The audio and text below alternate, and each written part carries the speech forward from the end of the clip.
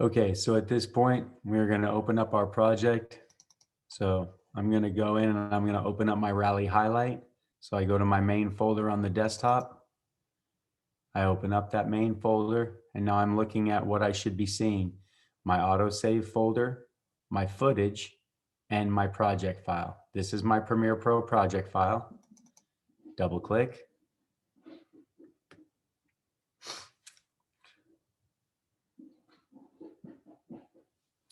Allow it to open.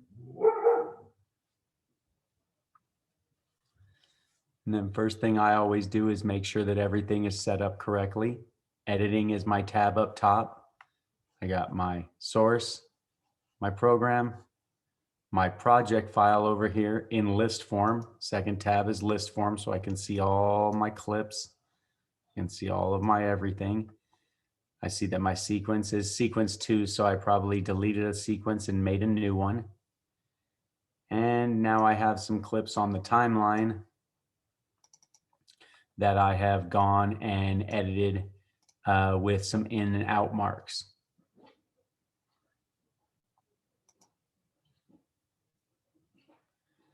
Now let's wait for the Porto to catch up.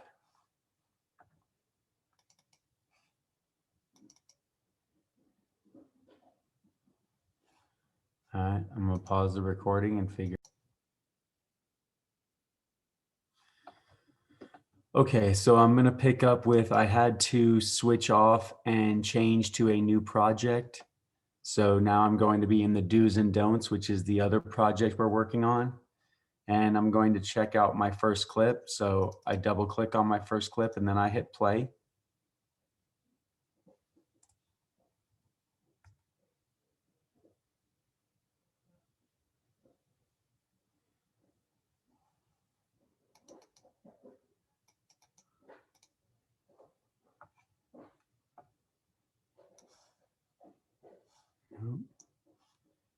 Why am I having?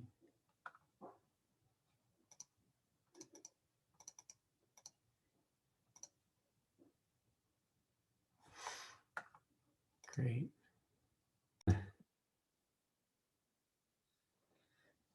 Okay, everybody. So my files were not showing audio for the do's and don'ts. So I'm back to the Rally highlight, and Porto decided that now it wants to play my video. So I have my videos here on the timeline from my ins and outs. So I marked all of my ins and outs. Now I'm going to immediately, for these clips, get rid of my audio. So I come over to the video line and I lock it. Then I highlight my audio lines and hit delete.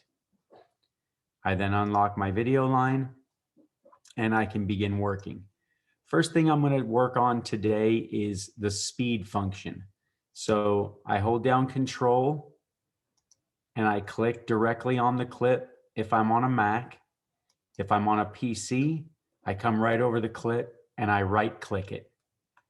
And now I'm going to move my way up to speed and duration. So speed and duration has speed at 100%. You're able to slow down your footage or speed up your footage. So let's try 150%. Okay. So at 150%, we increase the speed of our video and the duration went from 3+ seconds to 206. If we had went the other order to make slow motion, we would then go 50% and we would double the size of our 3-second and 9-frame video. Okay. Now, the one thing that you need to be careful about when you are doing speed, both slow and fast, is that you always use the ripple edit shift trailing clips button. Because what that's going to do is that's going to expand your timeline so the whole slow motion fits, or it's going to shrink down your clips to match up if you go faster. If you don't click this button, when you go slow motion, you will lose part of the clip. So if the clip is 3 seconds long and you double its speed, Okay, so you go to 50, or sorry, you slow it down by 50%. It's going to turn into a 6-second clip, but there's only space for 3. Okay, so with only space for 3, it's going to cut off half of your clip. Like, watch. Okay, so this clip ends right here with them spinning around towards us. Okay, now what I'm going to do is I'm going to change the speed and I'm going to go 50%. I'm not going to hit my ripple edit. I'm just going to put this in. Everything stays the same, nothing changed, except that my clip is half of what it was before. It's slow motion, but half of the clip is now gone because we did not move the other clips.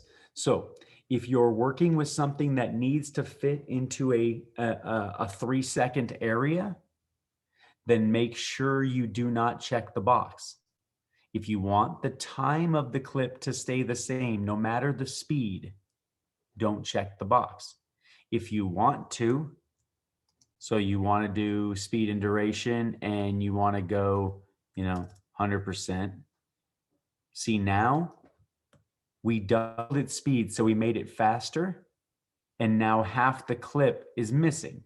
But we already knew that because it cut half the clip out. So I'm going to undo. And then I'm going to show you speed and duration. I'm going to go 150%. Click OK. So there's that gap again, because by speeding up a clip, you make it shorter. Control Z to undo. Now, if I change my speed and duration to 150% and I click the ripple edit, shift trailing clips, it's going to pull that other clip and all the clips to the right of it down to where I wanted it to be. So if you use the ripple edit, shift trailing clips, you're going to see either an expansion of your clips or a retraction of your clips. If you don't, you will see a gap when you speed up clips, and you will lose part, or you will get part of your video truncated if you do not click that button. But like I said, if you're on a time sensitive area and you can only use 3 seconds for that clip, no matter what speed you put it at, you want it to be 3 seconds. Okay, so make sure when you go to slow it down, you don't hit the ripple. Okay, inside the same area, so we're going to right click, go back to speed and duration. It's very simple and understanding. Reverse speed. Okay, reverse speed just makes the clip go in reverse order. Okay, they went from the end of the clip to the beginning of the clip. Just reversed what they were doing. Okay, and then the last thing inside speed and duration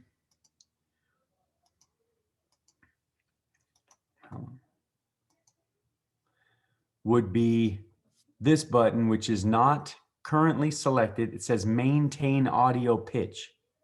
So if you had audio and you went to slow down the clip, but you didn't want the audio to become like very slow, you don't want the audio to slow down, you click the box to maintain audio pitch. All right, click OK. All right, and